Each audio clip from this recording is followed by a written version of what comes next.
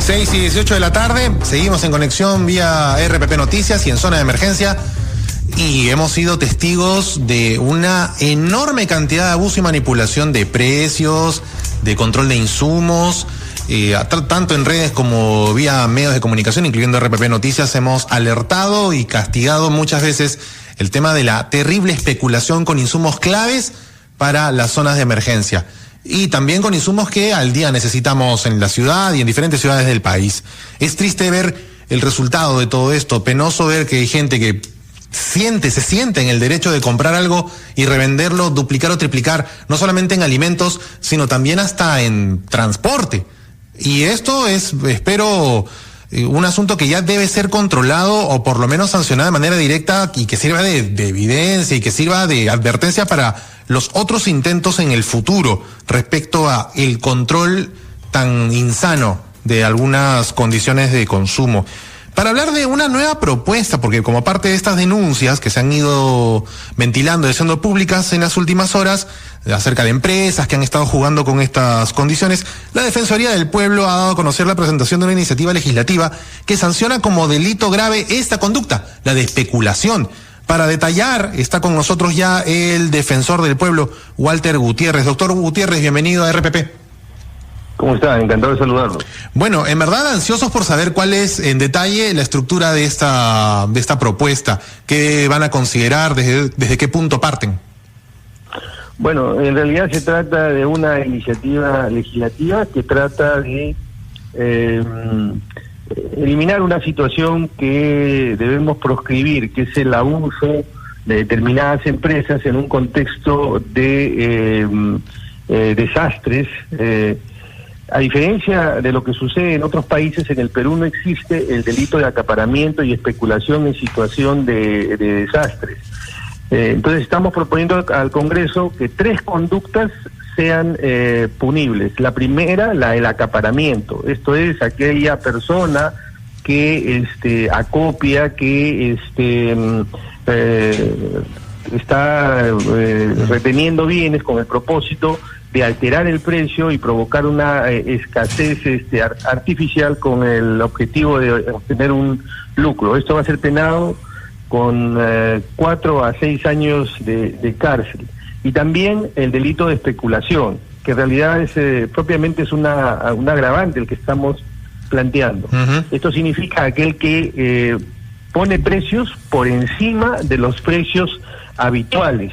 Y en este caso estamos hablando de una pena de no menor de 4 años ni mayor de 6 años. Uh-huh. Y adicionalmente una figura que viene siendo una especie también de especulación, que es el que entrega menos cantidad, aquellos bienes que se venden por peso medida, aquel que entrega menos medida o menos cantidad. Aquí también esto va a ser sancionado penalmente. Ahora, todo esto en el marco de la emergencia, porque somos testigos casi todo el año, en algunas ocasiones cuando varía el precio del combustible, por ejemplo, que rápidamente los grifos suben el precio. En este caso no, se está centrando específicamente en manejo de emergencia. A ver, 2 cosas. Primero, estamos hablando de bienes de primera necesidad, que van a tener que ser establecidos como tal a través de una norma, por ejemplo, agua, alimentos, carne, aceite, arroz, azúcar. También servicios básicos como transportes, servicios médicos o medicinas. Todos estos bienes tienen que ser determinados en esta condición a través de una norma. Y como bien dice usted, siempre que estemos hablando de una situación de emergencia, porque en el Perú está proscrita el control de precios. Uh-huh. Conviene que le señale lo siguiente: esta no es una figura, digamos, extraña, en otros países existe.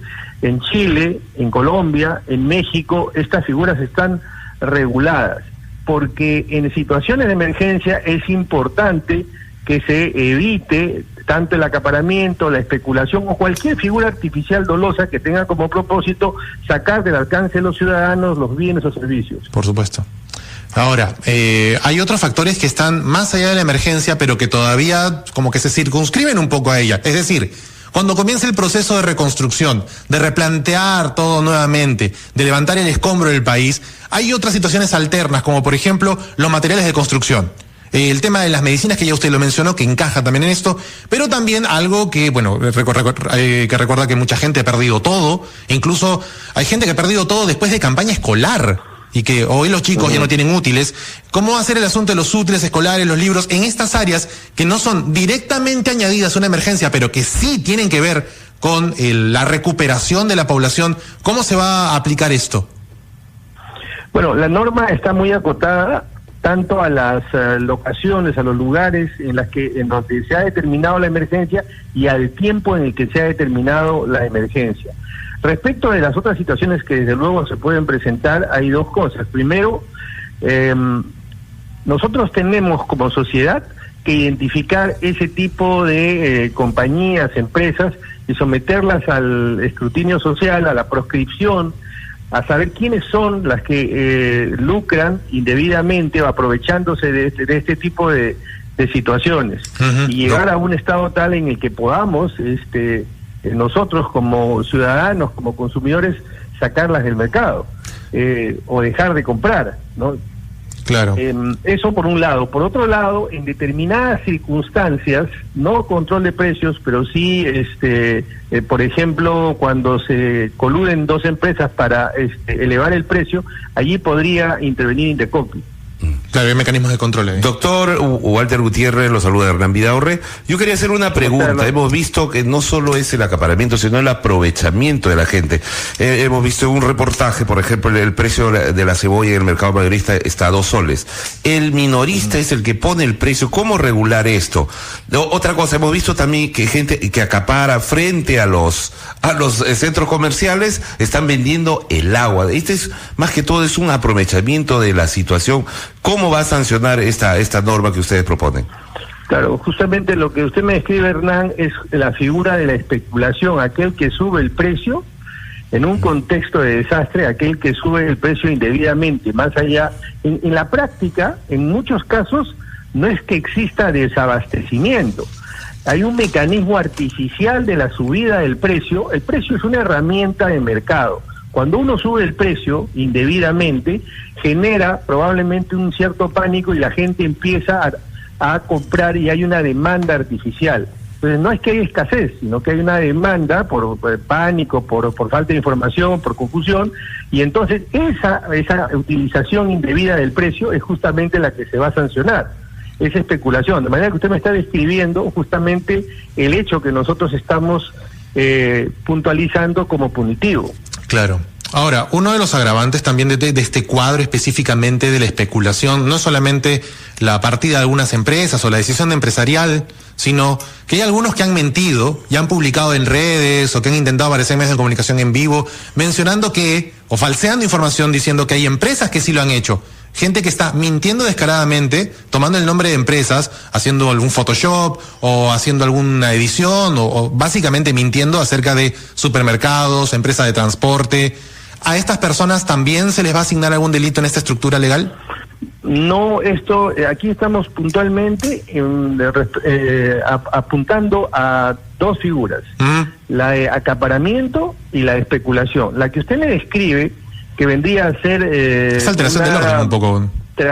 También, por un lado, un delito contra el orden público, pero además también a afectación del buen nombre, de la reputación de una compañía o de una persona, pues también puede ser sancionado tanto civil como penalmente. Perfecto. Bueno, esperamos en todo caso el buen curso de esta iniciativa para saber cuáles son los alcances finales. Y bueno, ¿cuándo se va a presentar al Congreso? Ya está presentado en el Congreso, el día de hoy lo hemos presentado. Perfecto, entonces vamos a monitorear cómo va el proceso de esta reglamentación acerca del delito de acaparamiento y delito de especulación, básicamente en situaciones de emergencia. En efecto. Muy bien, doctor Gutiérrez, muchas gracias por su tiempo en RPP. Estuvimos con el doctor Walter Gutiérrez, defensor del pueblo, aclarando esta nueva perspectiva de cómo se va a cerrar frontera para estos especuladores, acaparadores y aprovechadores de mercancía, insumos y servicios en zonas de emergencia. Pausa y regresamos luego del corte aquí en Conexión vía RPP Noticias.